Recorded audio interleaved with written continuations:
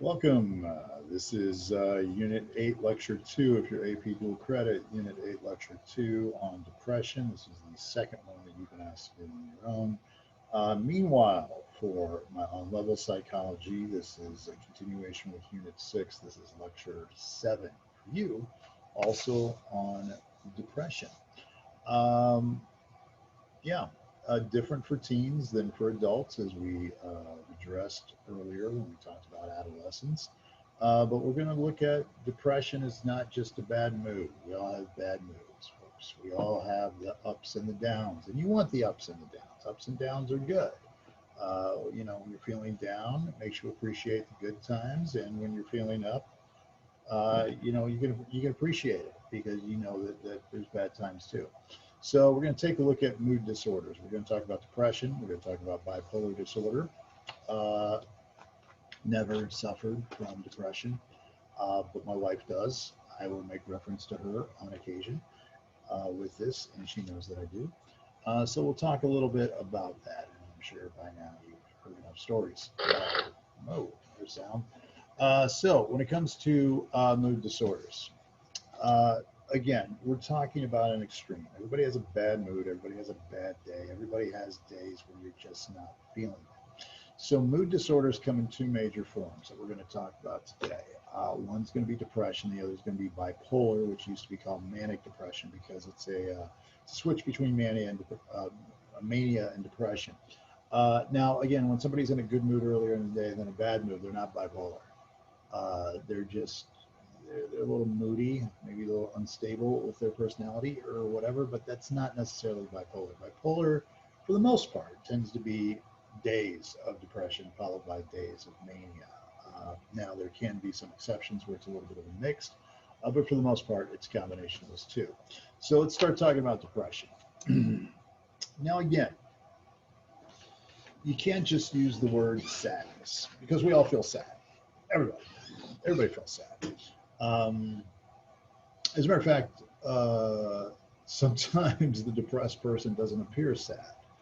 The depressed person could be the person with the smile on their face because as long as I put this smile on my face, nobody's going to ask me what's wrong. If I walk around sad, people are going to what's wrong, and I don't want to talk about it. Depression is more of a numbness, is how it's been explained to me by many who have gone through it. Because if I find out someone suffered from depression, I'm all in. I want to hear about it because I'm fascinated by it.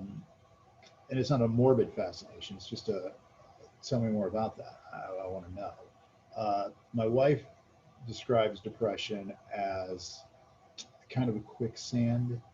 Uh, Food doesn't taste as good. Colors aren't as bright. Things that used to make you laugh, it's just like, you're just not getting the pleasure out of things that you usually get the pleasure out of. You're not as interested in things that normally would pique your interest. A show you like to watch, get you excited. Now you're just like, yeah, So numbness, I think, is a big. Food doesn't taste as good, so maybe you don't eat, or maybe you try to eat a lot because you're trying to get it back. Whatever. It just there it's a dullness. And for my wife, that hits her especially hard because she's an artist. She loves to paint. She loves to draw. And then suddenly, when she's trying, she loves color, Um, and suddenly, when there's not color there, it can be a little bit overwhelming to her. It affects 1 in 20 Americans every year, so 5% of the population is going through it. And again, you don't feel hopeful, you don't feel happy, you don't feel good. Things are going in slow motion. Anything you do requires a great amount of effort. So sometimes it's why even make the effort? It's just going to take too much on my part. You feel sort of lost, hopeless, as we talked about earlier. Um, Teenage depression is a little bit different because teenagers tend to act out because it's this idea of I don't like being a teen, so let me act like an adult. Let me be more sexually promiscuous. Let me uh, drug abuse, alcohol abuse, trying to numb yourself from it, whatever. Uh, and not everybody's depression is the same. Not everybody's anxiety is the same. Not everybody's life is the same. So what may be symptoms of one person, may not be another, may not be the symptoms of somebody else. And again, when you're faced with a society, again, right now it's September 1st of 2020 with COVID, and you have to stay home and don't go to that person because, why even shower if I'm not going out? It could make people a little bit more susceptible to it during this time. And again, it can include sadness and hopelessness and guilt and just disconnected, but it's not just sadness. Sadness is part of it. Sometimes it's just nothing, just sort of self-loathing. I can't get out of it. Hopelessness, anxiety, guilt, isolation. You think it involves everything you do. You can't just isolate it to one thing. If somebody breaks up with you, oh, well, then I'm a loser and I'm never going to find anyone else. And this is going to last forever. And it must be because of all these things. They might have just moved away to Nebraska. And, they're going to have their own issues now. Nebraska may be wonderful. But this is the common cold of psychological disorders. It's the number one reason that people go to get mental health services. But they usually wait a while. If you have depression and you're here and your mood's fine and everything's fine, ups and downs are normal, but then you're here and then you're way down here by the time you want to get some help, you're already in the depths of it. And it's pretty tough to do. Now, when you sort of do this, you get down here, sometimes medication can help and everything else, but by the time you're coming out of it, you might be naturally coming out of it. And again, and we'll talk about this down the road with medication, when you've got someone who's just so hopeless, they take medication, it could have an anti-placebo effect, like, well, I took one and I'm not better. This medicine doesn't work, and now it's going to be even harder for it to work because that placebo, if it doesn't work. Or you decide, oh, if I'm supposed to take 2 of these to pep me up a little bit, I'll take 4 to really get me out of it.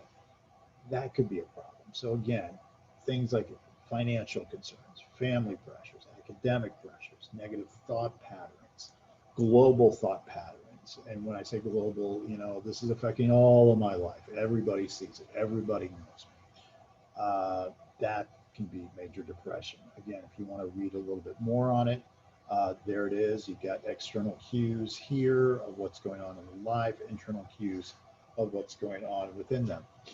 Some other thing. And again, the stages of depression, this I always found strange because they go, well, these are signs of depression. Oversleeping, not sleeping. Well, which is it? Am I sleeping too much? Am I not sleeping at all? Sitting in the shower, not showering. Overeating, not eating. It depends on you. It depends on you and your coping strategies and your coping mechanisms and everything else. But you can take a look at that if you'd like. Dystemic disorder of depression is rare. Most people that when you face depression and you get out of it, you're never going to see it again. Okay, or 40% of people that you had a traumatic situation in your life. You moved, you lost a loved one, a bad relationship, abusive situation, whatever. But you've made the correction. You've gotten out. You've moved on, and you'll never see it again. That's 40% of people.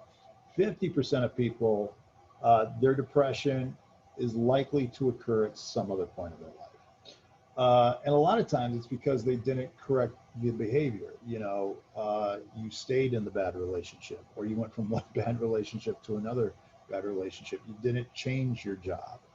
You left yourself in external situations which could possibly make you more susceptible to it. So for a lot of people that don't make changes or anything else, if you got depression once, and it could be because you have the biological makeup for it as well, you're more susceptible to depression. Don't make changes. So for 50% of people, it's going to occur again. And the person who gets it twice is more likely to get it again than the person who only got it once. The person who had it 5 times, has gone through 5 cycles, is more likely to get it than someone who's only gone through 2. And on and on and on. But 10% of people have what is called the dystemic disorder of depression, which means that it's going to sort of stick around. Maybe not always to the lowest of extremes, but it sort of becomes a part of your life. And again, you gotta, if that's the case, it doesn't mean your life is over. It just means that, okay, like diabetes, like high blood pressure, like anxiety, or like what, I have to figure out how do I make the most of my life knowing that I still have this. It becomes a characteristic, like getting extra fat cells from your parents. Well, now I'm going to have to diet and go to the gym more because me battling weight is harder than somebody else battling weight. So even though that you're more susceptible to it, it can still be something that you are able to deal with in your life. It's not a death sentence. When it comes to creativity, people who are creative tend to be a little bit more susceptible to depression because creativity, you start with that blank canvas. Oh, what do I do now? Or you just created something and now it's over and people have seen it. What do I do now? Writers, artists, composers, scientists, general population, when you look at any disorders, writers and artists and composers are more likely to have it. And depression, much, much higher. My wife and I were watching a documentary on uh, Fosse, who uh, was a choreographer on Broadway and plays and whatever else. And it seems like all these biographies that we watch of these people, and you watch the background of their life, it's always a really, really, really sad life, which is why I always appreciate people that are in the creative arts who don't suffer. Tom Hanks, who just seems to be like a good guy, enjoying life and whatever. But those in creative positions are more subject to judgment.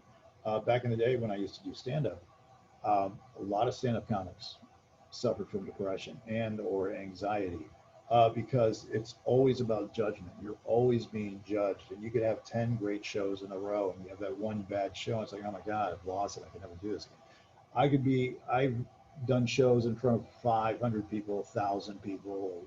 I think it, 2 or 3,000, I think was the largest one. And I could have thousands of people laughing, but if I look in the front row and there's that one guy who's just whatever, that's my focus. And that's really not a good thing. And I'm a mentally healthy person. Hasn't been diagnosed. So again, creative people more susceptible to depression. Speaking of, take a look at this. Take a look at that lineup. These are famous people that have not only been diagnosed with major depression, but have gone public with it. And I'm sure there's more than this. But this is to give you an idea that depression is not a death sentence. In depression, you can still have a very, very, very successful life with it. We'll start all the way up here. Buzz Aldrin, don't get me started. Neil Armstrong walks out there 5 minutes before I do, and schools are named after him. Of course, he had Buzz Lightyear named after him. I think that's cooler.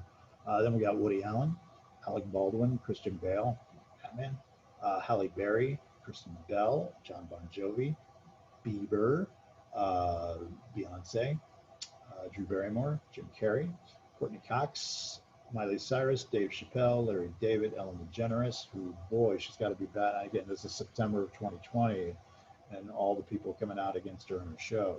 That's got to be a battle going on with her right now. Johnny Depp, Eminem, Chris Evans, Harrison Ford. I mean, come on, Captain America, Han Solo. Come on.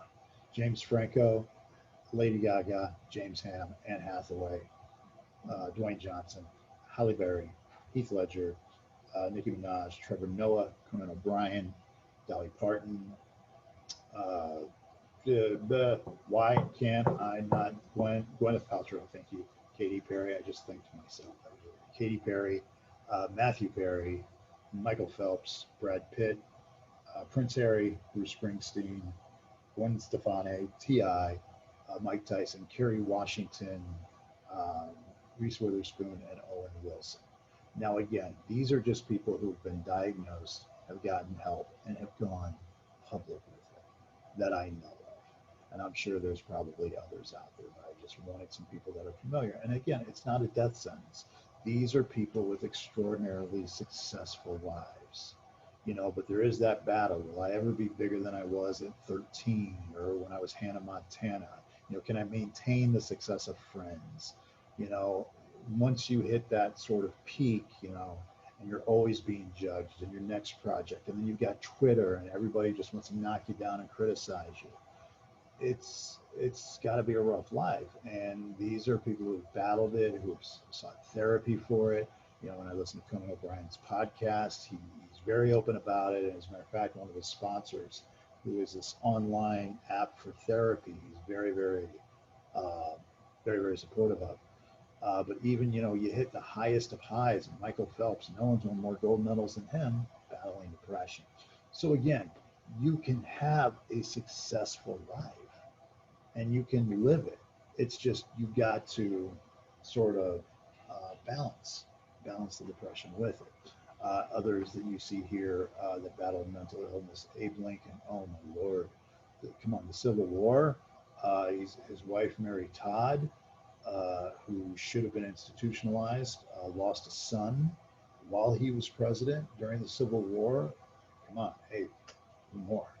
Another type of depression here is what's called major depressive disorder, or major depressive, another type of major depressive disorder, sorry, is seasonal affective disorder, also known as SAD, ironically, like the acronym. This tends to be depression that hits in the winter. Now, again, Texas, very rare, especially down here.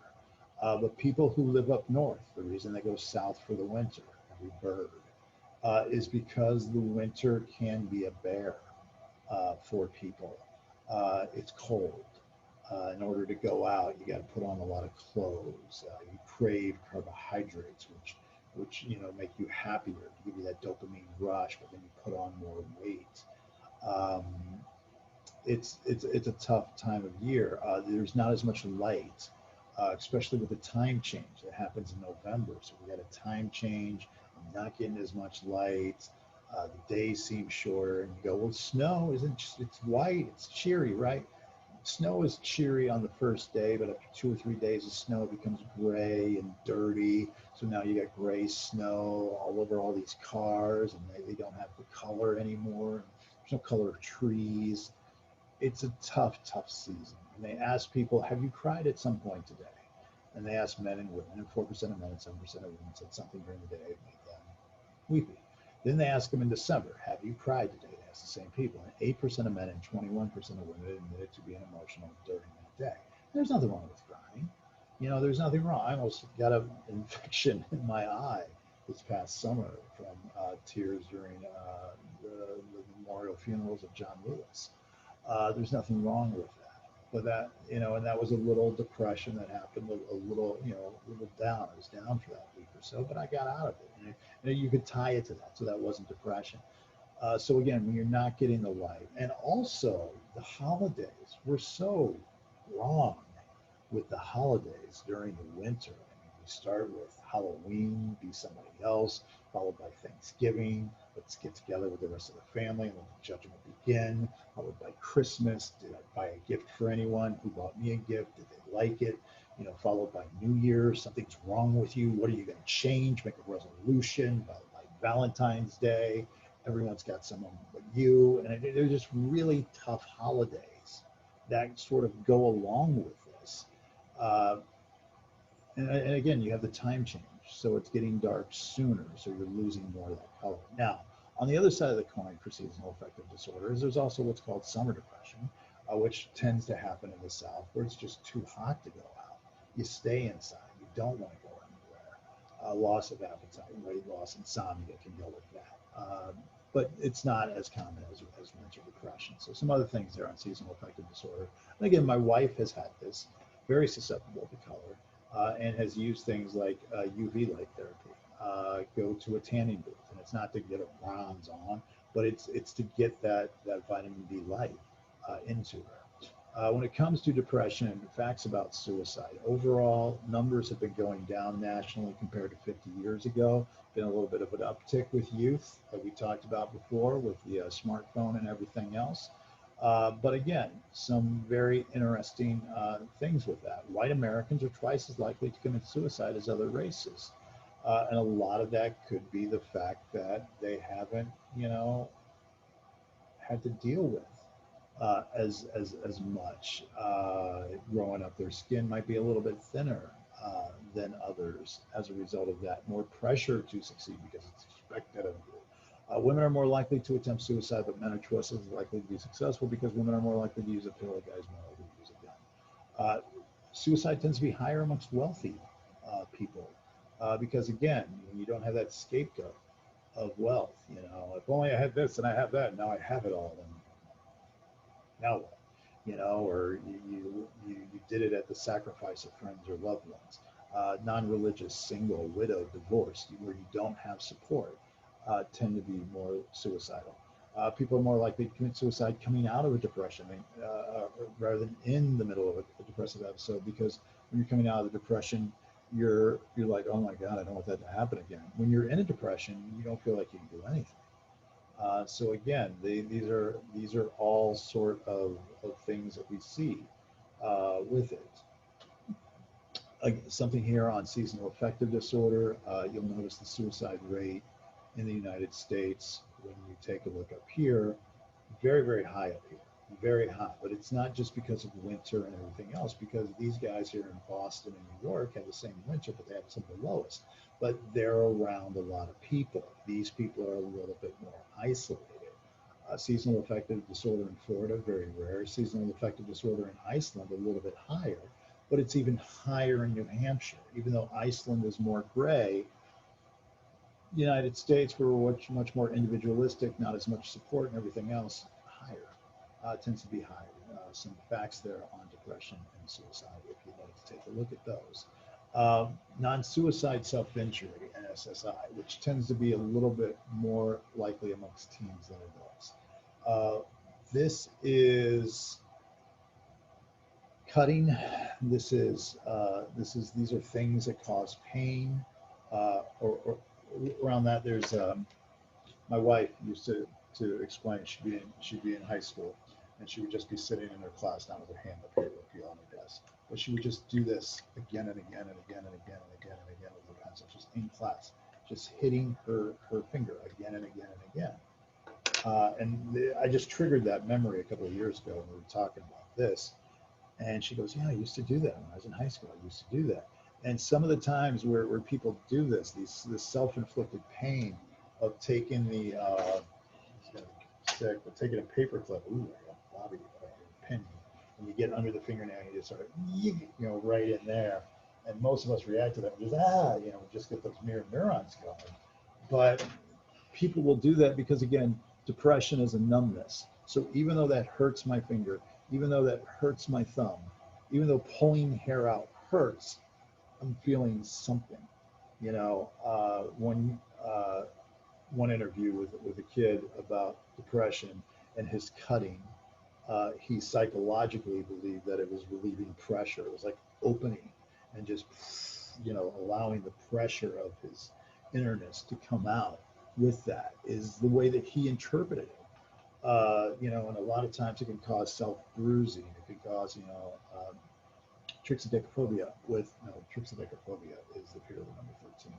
I should know the name of it. I should have written it down.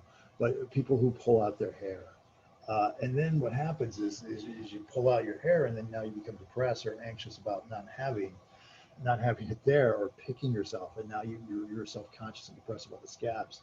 So sometimes it's about punishing yourself. Why am I thinking so? I shouldn't be thinking this way. Why am I so this? And sometimes it's because of a numbness. Sometimes it's a distraction from other things. I can't control other things. So let me do this. Sometimes it's a cry for help. But rarely does it lead to suicide. It's not like a gateway behavior. I mean, it could be, but rarely is it that way. So some more things there on self-harm, if you'd like to pause on that. Now, the other side of the coin from depression. So depression is numbness, can't do anything. A manic episode is I can do everything, which is also unrealistic. You can't do everything. But it's the opposite side of I can do everything. I'm hyper. Let's not go to sleep. Let's stay up. It's more time to do things. It's having the extra energy. It's staying up till 4 a.m. and painting the hallway. I've got this energy. I need to do something. I've got this energy. I need to write. I need to go make music. I got it. And a lot of times when you got creative people that have this, they're like, I need to take advantage of this now while I have it. You're over talkative, you're overactive, you're easily irritated by other people because they're not as excited. How can you not be excited? What's wrong with you? And it's like, oh, why don't we just relax? Well, you relax. I ain't got time to relax. So it's just this hyperactivity. this wildly optimistic. Let's go gambling, because I'm going to win. I'm special. Let's go shopping. Let's spend money. Not thinking of the fact that you're putting yourself in credit card debt and all these other things. But again, overly optimistic spending sprees. I got to live, live, live, live, live, because you never know when it's all going to end. It's just live, live, live. So that's the manic episode. Overconfidence, overactivity. And then when you combine the manic with the depressive, so let's do. What the hell did I do? And it's up and down. That's bipolar disorder. Alternating between the major depression and the mania. The what goes up must come down sort of a scenario. And again, we all have ups and downs. But the bipolar person is the extreme ups, followed by the extreme downs. Okay, and it's usually not triggered by a single event. It could be other situations. A lot of times people who are very, very creative can be bipolar. These gentlemen right here, Walt Whitman, Vincent van Gogh, Mark Twain, Edgar Allan Poe, if you look at their bibliographies and their lives and everything else, what you will notice is there seems to be like periods of just publishing, painting, a lot of activity, followed by nothing, because they were in that mania, followed by a depression. I can't paint anything. I can't write anything. I'm blocked. I can't do anything. Followed by the mania. Oh my God, I can do. And then they're not going to want to go to bed because they know what it's like to be blocked creatively. I've got this creativity. I just need to do. And it's just this romantic amount of stuff that's put out there and done. But what also becomes interesting, especially if you ever look at Van Gogh and Edgar Allan Poe, I think is a great example of this too, is you can see the darkness of their depression seep in when they do that manic activity. It's still sort of their inspiration, which is really interesting. So again, when we're looking at bipolar, just some other things to look at it there. All of us have our ups and our downs. It's normal to be up and to be down. It's normal. Depression is, I have those little ups, but then I have a deep, deep, deep, deep dive. And we never know when that dive is going to end. And we never know when we're going to get out of it. But mania is the extreme lows followed by the extreme highs. So you're ups, then you got down. And again, you feel it's hard for people to understand you because they're kind of getting two yous, the down you and the up you. And which one are you sort of? I mean, it's your same personality, but are you sort of let's go do things or don't call me? I'm answering your text right away, or I'm texting you at 3 a.m. versus I haven't answered my phone in 3 days. Which one are you in? So for some people, it's hard to make that adjustment to it. Some other things there on bipolar disorders, which will give you the type 1 versus type 2 there. Just, again, emphasizing the roller coaster.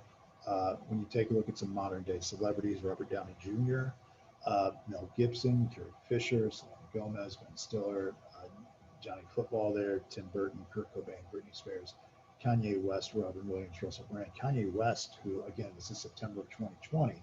This is a guy that's isolated in Wyoming for a couple of months, and then suddenly he's out and he's running for president and trying to get on the ballot in a bunch of places, and he wants to be president of the United States. Then he just doesn't want anyone to deal with him. Again, you see a lot of creative forces here, a lot of people who are susceptible to public criticism here. Robin Williams, again, the ups and the downs. I just read an article today about him, though. Not only did he battle bipolar disorder, where a bunch of movies and no movies, and kind of had the mania before that because after he died, many movies were released. But also Lewis disease. It wasn't dementia or Parkinson's like they thought it was. It was something else where it was kind of a amnesia with hallucinations. So he not amnesia. I'm sorry, dementia. So he not only had dementia where you forgot things, but then he started to have hallucinations as well. So just a really sad struggle for a guy who gave a lot of people a lot of fun in their lives. Other people there with bipolar disorder as well. Demi Lovato has come out recently about it. So again, we're talking about the ups and downs. We're balanced, a little bit high, really, really low, really, really high, a little bit low. And then again, you could also have this very rare mixed state where it's just sort of a combination plate of both of them going on simultaneously. Very, very tough to deal with, not just for that person, but also for their loved ones as well. So how do we get to these mood disorders? Well, A lot of it can be support. You know, a lot of times major depressive episodes last less than 6 months. It could last for a couple of weeks. And it's hard to diagnose because, again, we can all just be sort of feeling it. A lot of people that are going through this self quarantine or COVID or whatever, and just feeling like they can't do anything or be their normal selves, I'm sure diagnosed depression has gone up, and maybe even misdiagnosed depression has gone up. But one of the things that you see here is that people who are separated or divorced, separated divorced men, separated divorced women, yellow and red, you'll notice their depression across the world is much higher. It's much, much higher because you don't have that support system. So that isolationism. Women tend to feel more vulnerable when it's depression because women are more in touch with their feelings. Again, guys are more likely to have an addictive personality, you know, drinking to escape from it, whatever, which can lead to a substance abuse, violence, and all these other things because it's numbing the frontal lobe. You know, the part of you that's thinking and thinking and thinking. You drink alcohol, it sort of numbs that. So a lot of times you're doing that to escape feelings or just to feel normal again. There are some things comparing depression of men to women. Again, with each generation, the rate of diagnosed depression goes up and up and up. Now, again, that doesn't mean we're becoming a more depressed nation. We're just becoming more aware. You know, it's no different than the Me Too movement. You know, the fact that more people are being accused and prosecuted for sexual harassment doesn't mean sexual harassment's happening more. It's kind of always been happening.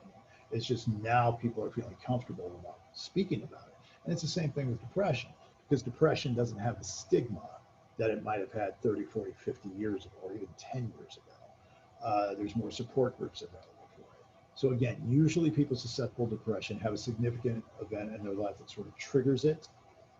And you know, a move, a loss of a loved one, a breakup, whatever, that most of us, it would take like a week or so to get over.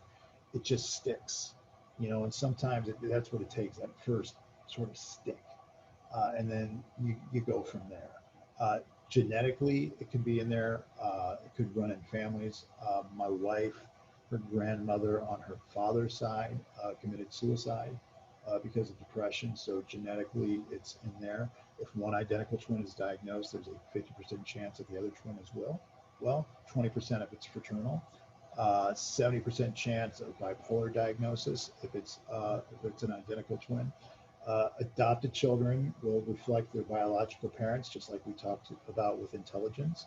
So again, we're talking about a little bit of a dullness in the frontal lobe because it's not logical, it's not thinking, and that has a real impact on our amygdala as well. You can't, you're getting the same stimulus, you're just not processing it the same. It's a little bit darker. So again, the depressed brain is a less active brain, especially in the frontal lobe. A manic brain is overactive, overstimulated. What do I see? What do I hear? This music's fantastic. So a lot of times, since it is the message coming through our senses to our brain, maybe there's a stall in that communication. And this is where antidepressants, Prozac, Zoloft, Paxil, which we'll talk about a little bit down the road, large placebo effect to those. But prescription medication has gone up and up and up and up. And by the way, these are also anti-anxiety, antidepressant medication are the most abused, well, pain medication as well, but are the most abused drugs in America, far more than marijuana or heroin or cocaine or anything like that. It's the prescription drugs that get really, really abused. A cognitive explanation for mood disorders is your negative thoughts. Oh, I'm just this, and I'm never going to get better. Again, thoughts like this, it's going to last forever. It's stable. It's global. It's going to affect everything I do. Internal. It's all my fault. These three are basically the trifecta of depression. That you can't shake it, and you never see it getting better. It's just the tunnel. There is no light. You refuse to see the light. Global. It's not just in relationships. It's in work. It's my dog. It's my ability to exercise, and you say it's all, and it's you, where it can't be anybody else. It has to be me. And again, in a Western society where it's more individual, it's great. You can be whatever you want to be, but if that doesn't come true, you feel like it's our fault. And these negative moods feed negative thoughts. You know, and it's a chicken and the egg thing. And then we become depressed about being depressed. You know, sad people are more judgmental. Happy people tend to be more forgiving. Sad people tend to be envious of, oh, look at you with your wonderful life, doing those wonderful things. I'm never going to have that. You know, it's harder. It's just harder. Rumination, we overthink, we obsess on a problem, which can get in the way of other issues because we're so into this one particular problem. And it's just this vicious cycle. We respond to bad events in a self-focused way. It's my fault, you know, everything going on in the world. Me, I did it. You know, if I look at the Black Lives Matter protests, I'm a white guy. I'm holding them down. Now, again, I am white and not racist, but I am part of the system that a lot, but it's not all my fault, you know. So it's there's got to be a healthy way to look at it. And what can I do to change it? Whereas oh, you can't change it, and it's never going to get better, and all these other things. Again, it's very very stable. It's global. It's internal. Versus that, you know, a healthy thing is, oh well, I broke up with this person. I'll find someone else. It's this person. They were bad, or we weren't a match, and it's external. It takes two. It didn't work with us, but it'll work with someone else. That's healthy. This is unhealthy. So a lot of time, again, the cognitive, the way that we think has a lot to do with it. Other things here on mental illness, perinatal, postpartum depression there, some other things here on depression, if you want to pause and look, there as well, how it affects your body, and then you start to become sad about being sick and everything else. So that should wrap us up for depression. The next one will be on personality disorders as well as some somatoform disorders as well.